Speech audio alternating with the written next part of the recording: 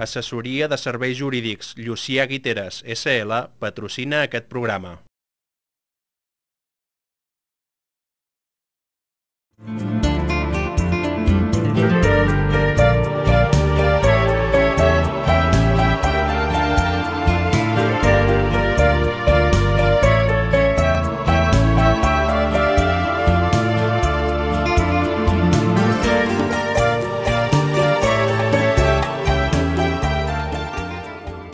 Quan volem aprendre alguna cosa, busquem algú que ens n'ensenyi.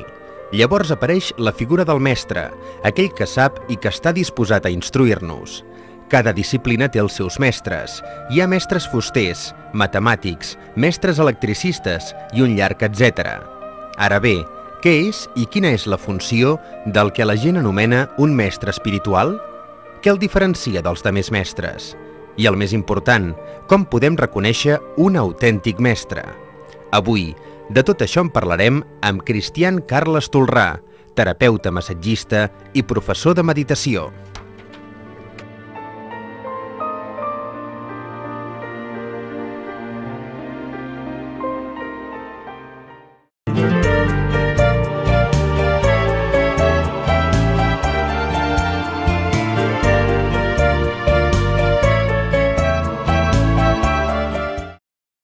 Hola, benvinguts a una nova edició del programa Invitació a Viure.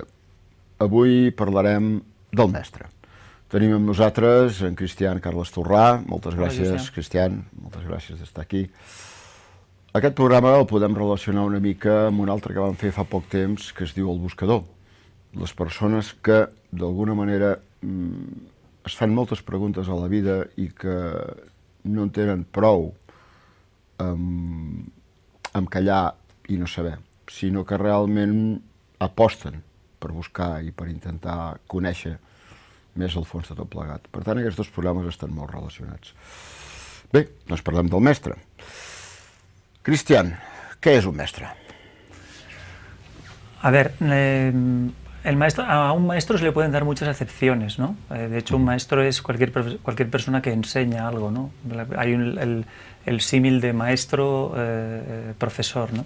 Pero yo pienso que lo estamos intentando orientar hacia la idea de lo que sería un maestro que te enseña o que te da respuesta a esas preguntas que se hace el buscador, ¿no? O sea, yo creo que la educación hoy en día está orientada hacia un tipo de profesores y maestros que te enseñan pues matemáticas, lenguaje, geografía, un poco para desenvolverte un poco en los medios digamos que te encuentras, pero sobre todo está orientada a encontrar un lugar de trabajo y poderte desarrollar digamos a través de ese trabajo.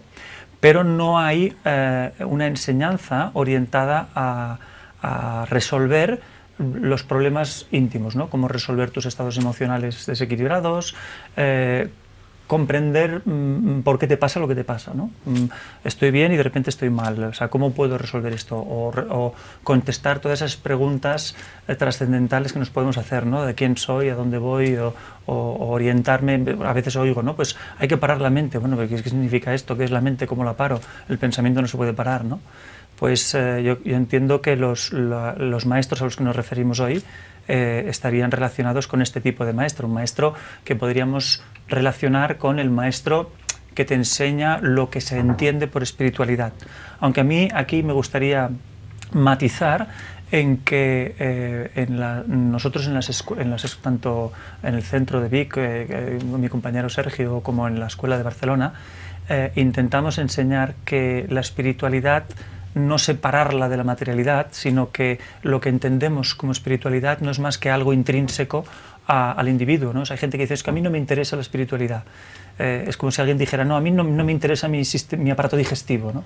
No tiene sentido, ¿no? Porque o sea, la espiritualidad no es algo que uno le dedique o no le dedique según el interés, sino que son partes de mí que tienen presencia permanente, que me guste o no, están ahí y funcionan siempre, y que el desconocerlas pues me hacen vivir situaciones que no comprendo. De hecho, entendemos en estas escuelas que lo que buscamos es la integración de las partes de un individuo. Por lo tanto, para mí, un maestro será aquel que te ayuda o que te orienta a integrar las partes de lo que soy, que en este caso, como en un programa muy bonito que hizo, ahora no me acuerdo, el entrevistador que hablaba de la religión, que decía que la religión era religar, ¿no? Que era ligar las diferentes partes de lo que uno es, que en su momento, digamos, o por lo menos el origen de las religiones fue aunque luego pues a través de la práctica pues muchas veces no ha buscado, no ha sabido conectar con la necesidad de la gente o no ha tenido los maestros suficientemente adecuados como para poder transmitir esto, pero en definitiva sería esto, ¿no?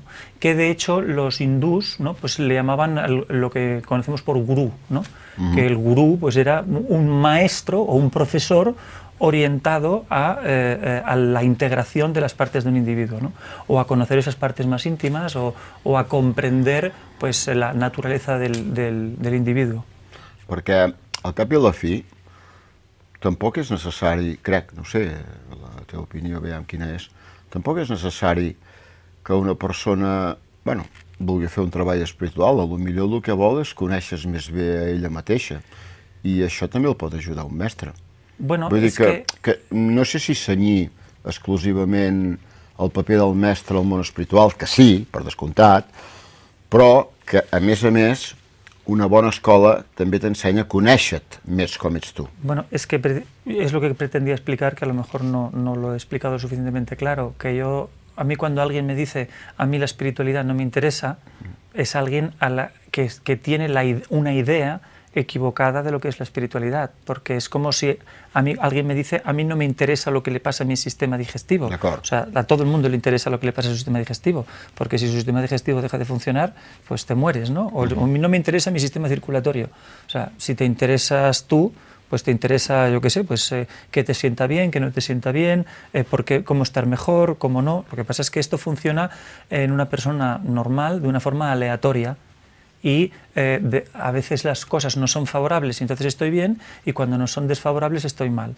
Podríamos decir que un maestro es aquel que te va a enseñar a distinguir en que las cosas no son favorables o desfavorables, sino que todo tiene o sea, todo son oportunidades que tú puedes vivir para desarrollar tus aptitudes. Entonces, para mí es a quien no le interesa desarrollar sus aptitudes. Por eso mucha gente que no le interesa la espiritualidad es simplemente porque no comprende lo que realmente es la espiritualidad, porque, insisto, la espiritualidad no es una idea que me interese o que no, sino que es una parte de mí que me interesa o no, y no tiene mucho sentido que no me interese una parte de mí mismo. Por eso, un maestro, en el sentido de lo que estamos diciendo, va a ser aquella persona que te orienta al desarrollo de todas tus posibilidades. O sea, alguien que ha probablemente desarrollado más que los demás, porque probablemente ha tenido otro maestro, no, probablemente no, con toda seguridad, ha tenido otro maestro que le ha enseñado y por tradición se ha ido transmitiendo, como ocurre siempre en la enseñanza, en todo tipo de enseñanza, pues le ha ido enseñando las técnicas o los conceptos o las formas para comprender más del propio individuo, ¿no? Y que insisto en que la educación hoy en día no está orientada a que tú sepas gestionar la vida. Está orientada simplemente a que tú puedas defenderte en cuanto a la economía, el lugar de trabajo, pero si tú de repente tienes una emoción, o sea, la gente no sabe gestionar sus emociones. Emocionalment som com nens petits. Absolutamente. Bueno, somos totalmente ignorantes, ¿no? Hay una ignorancia total, y eso que en los últimos años, a partir de un libro que salió de la inteligencia emocional, pues entonces esto se ha puesto un poco más en boga. Lo que pasa es que no habría que hablar para mí de la inteligencia emocional, habría que hablar de la inteligencia física, de la inteligencia emocional, de la inteligencia mental, de la inteligencia del individuo, ¿no? Que lo tenemos orientado muchas veces simplemente a el desarrollo de la mente, y el desarrollo de la mente y del pensamiento no es la inteligencia. La inteligencia es algo mucho más global, ¿no? Hi ha moltes intel·ligències. Sí, que se resumirían en una, que es la capacidad que tienes de adaptación al medio, al fin y al cabo, ¿no? O a cualquier tipo de situación que tú te puedas encontrar, ¿no? Has dit la paraula gurú. Aquesta paraula fa por a molta gent, perquè molta gent pensa, i potser amb raó, que hi ha gurús que realment no saben gran cosa i que són uns farsants, que això significa l'anuarració absoluta de la pròpia personalitat amb ell. Aquesta paraula vols dir que aquí a Occident és massa atinada? No, a ver, yo lo que quería comentar antes es que la palabra gurú, o sea, es lo que cuando hablábamos de maestro nos estábamos refiriendo a un maestro que te enseña aquellas, no un maestro que te enseña la clase de matemáticas o que te enseña la clase de geografía. O sea, yo creo que un maestro, un buen maestro, es aquel que te enseña la vida, ¿no? Y cómo desenvolverte de una manera adecuada en la vida a través de las matemáticas, de la geografía, de la pintura, de la fotografía, de lo que sea, ¿no? Lo que pasa es que los programas de educación que hemos tenido no han estado orientados a esto, sino que están orientados a que te enseñen un programa concreto y tú sepas, digamos, pues aprobar unos exámenes, ¿no? Para medir pues tus cualidades respecto o con la idea de que todos fuéramos iguales y tuviéramos pues que medirnos y competir unos con otros en cuanto a la igualdad de esas pruebas para todo el mundo, ¿no? En cambio, un maestro para mí sería aquella persona que es capaz de darte las herramientas para que tú saques lo mejor de ti mismo, ¿no? Entonces, la idea de gurú, yo desde luego huyo totalmente de ella porque tiene una connotación muy peyorativa, porque ha habido muchos gurús que incluso siendo, vamos a decir, grandes maestros, que es un tema que me gustaría concretar y hablar, ¿no? Específicamente de este tema, porque creo que es importante, que incluso teniendo unas aptitudes y unas cualidades extraordinarias, pues han acabado haciendo verdaderas barbaridades o han generado pues la alienación de muchísima gente, ¿no? Pues creando sectas, como decías tú, la anulación de las personalidades, pues quitándoles el dinero, abusando incluso muchas veces sexualmente, y decir, ha habido pues todo lo que te puedas, todo el abanico de posibilidades que te puedas encontrar, ¿no?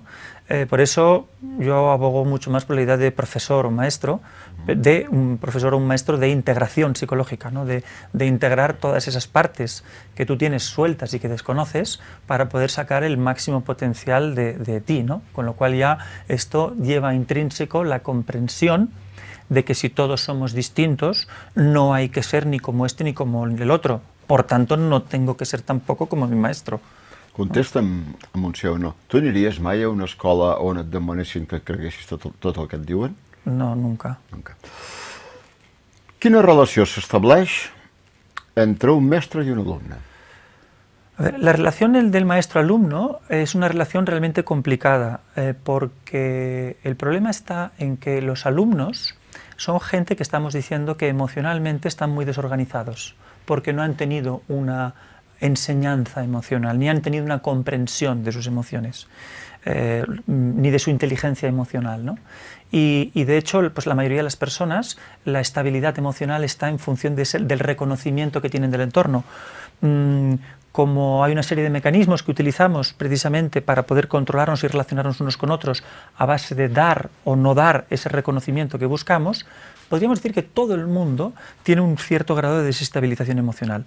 Y cuando encontramos a alguien que decimos que es muy estable emocionalmente, casi siempre es alguien que tiene muy reprimidas sus emociones. No alguien que realmente gobierne sus emociones en el sentido de que las pueda sentir, pero pueda elegir los estados emocionales, ¿no? Entonces, esta persona es muy estable emocionalmente. ¿Por qué? Porque no siente nada, porque lo tiene todo súper apretadito, reprimido dentro, ¿no? Una persona que está desarrollada emocionalmente elige sus estados emocionales, tiene esa capacidad. Entonces puede estar siempre pues, eligiendo estados de serenidad, de alegría, de bienestar, independientemente de las situaciones externas que están viviendo, no por represión. Como el alumno parte de la situación en general de que está desestabilizado y desconoce emocionalmente cómo tiene que funcionar, donde tiene que equilibrar los aspectos masculino y femenino dentro de sí, desde que ha nacido, muchas veces el maestro, pero esto incluso pasa ha pasado con los profesores tradicionalmente, cuando has tenido un profesor bueno cuando eras pequeño, ¿no? Que te identificabas con aquel profesor, ¿no? Si de repente te encontrabas con un profesor que hacía no sé qué cosa, pues tú querías hacer aquello, ¿no? Luego te encontrabas con otro que era muy bueno en otra cosa y querías hacer eso otro, ¿no? El problema está en que muchas veces el maestro ocupa el espacio psicológico del padre. Y entonces cuando te encuentras una persona con más aptitudes o más capacidades, de repente quieres ser como él. Entonces yo creo que ahí está la relación buena del alumno-maestro, debe ser que el alumno comprenda que el maestro no es más que una persona que ha pasado por un camino antes que él y le puede indicar dónde están las trampas, pero tú tienes que hacer el camino. No pot quedar enganxat. Bueno, tú te puedes quedar enganchado en cualquier prueba del camino, pero si te quedas enganchado con el maestro estás perdido. No, amb el mestre, no pot quedar enganxat. De hecho, cuando tú tienes fascinación por alguien, ya dejas de avanzar psicológicamente. De hecho, cuando admiras a alguien, ya algo no funciona bien. Porque yo, si estoy bien equilibrado emocionalmente, no debería admirar a nadie. Cuando admiro a alguien es en relación a mi carencia, con lo cual hay una falta de autovaloración de mis valores y mis capacidades. Y entonces envidio y valoro aquello, entonces lo admiro. O sea, yo a un maestro no lo debería, en definitiva, admirar. Otra cosa es que yo vea a alguien que tiene unas cualidades, incluso teniendo envidia, quiera adquirir esas cualidades o esas características o esas capacidades. Y sabiendo que tengo envidia, pues diga, bueno, voy. Pues o sea, si la envidia es el motor que me lleva hacia una dirección que me conviene, mientras yo sepa que es la envidia, luego ya me la quitaré la envidia, pero de momento por lo menos me lleva en la dirección adecuada. Y la relación alumno-maestro siempre tiene que ser de desapego. O sea, cuando un maestro empieza a regocijarse o le empieza a gustar pues la veneración que le puede generar a su alumnado, entonces está perdido. Porque entonces ya se va a enganchar y no le va a decir lo que le tiene que decir, sino que va a decirle lo que al otro le va a gustar, y entonces la enseñanza se corta, ¿no? Y entonces va a hacerle de padre, el otro se le va a colgar, y entonces ya no van a avanzar ninguno de los dos.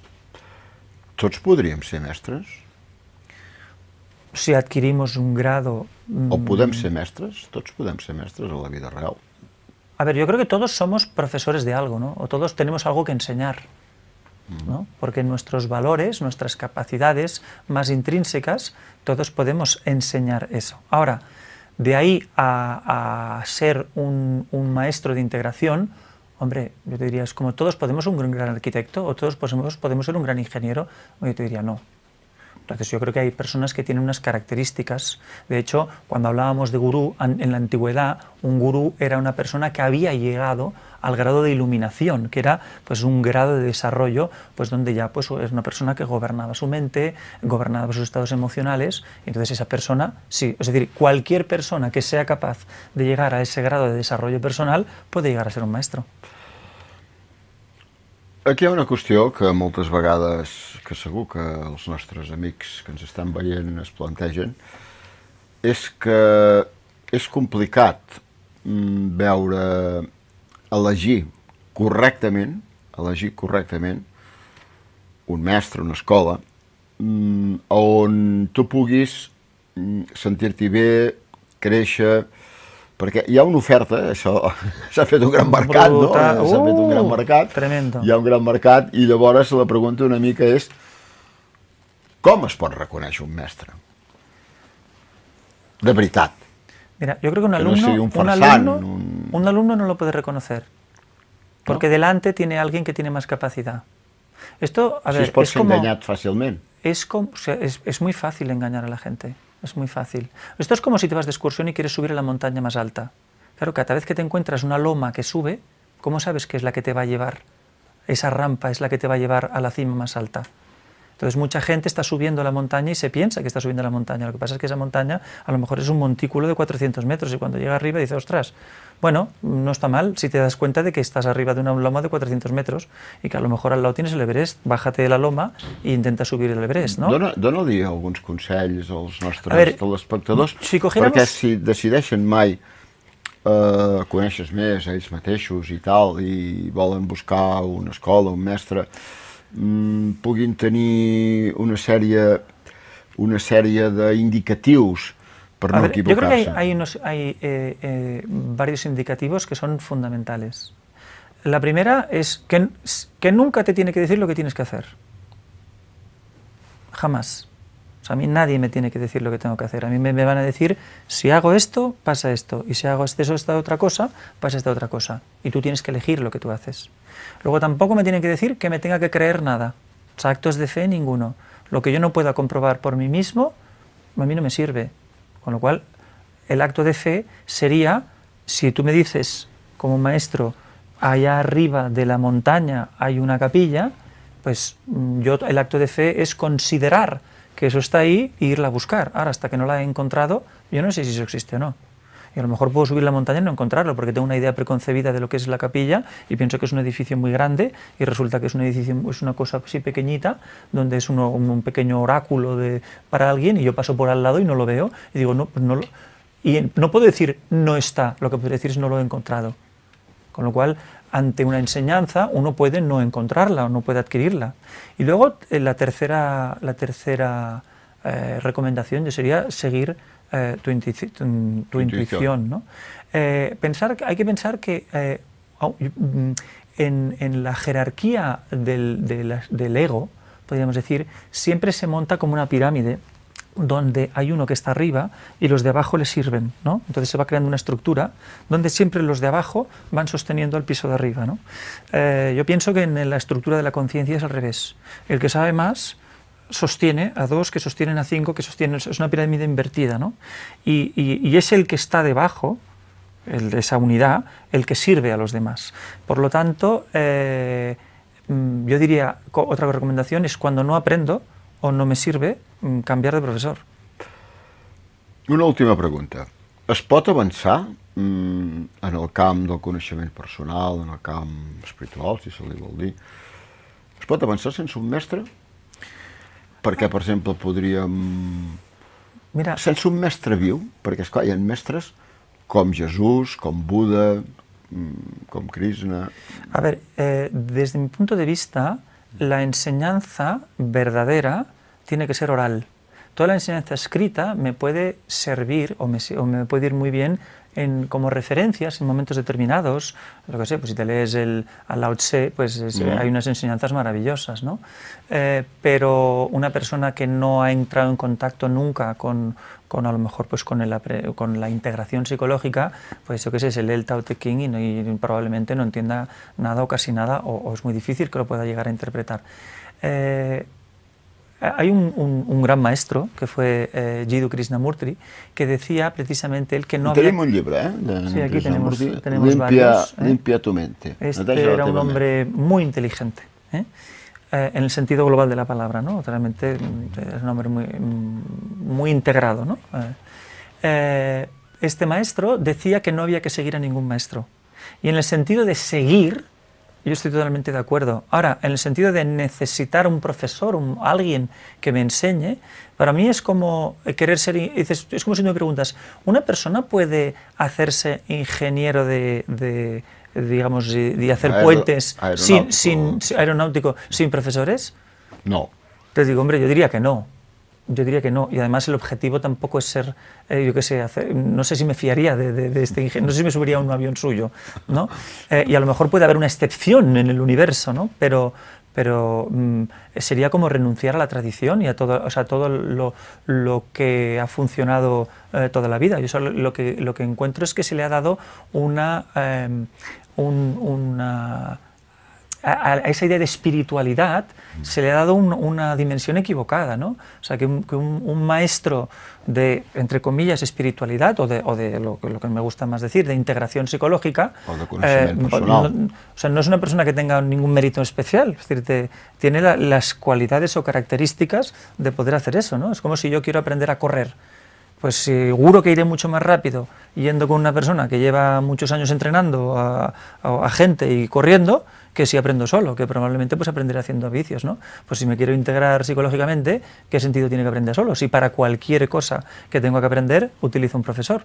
Ahora, ¿qué relación tengo con el profesor? Este es el problema.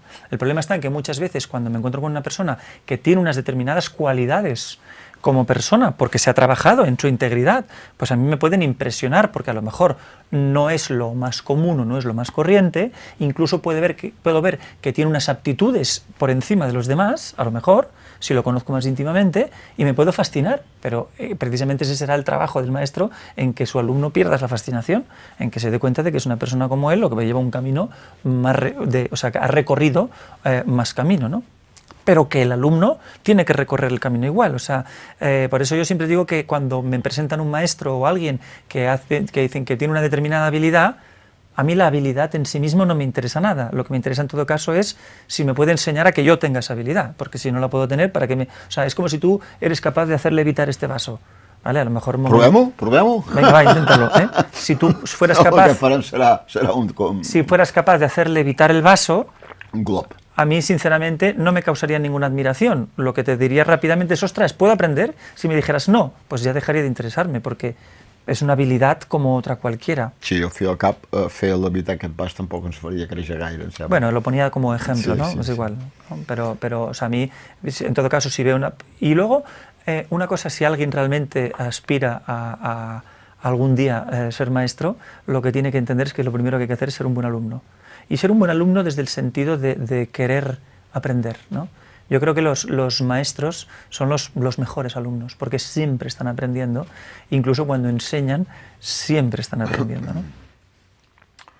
Bueno, moltes gràcies, Cristian, per haver-nos A ti, José. aportat una mica de llum sobre aquest tema, i a tots vosaltres dir-vos que el programa encara no s'acaba aquí. Queden les píndoles de coneixement i la frase del dia. Si ho voleu, la setmana que ve ens tornem a trobar. Gràcies per haver-nos elegit i fins aviat. Adéu-siau.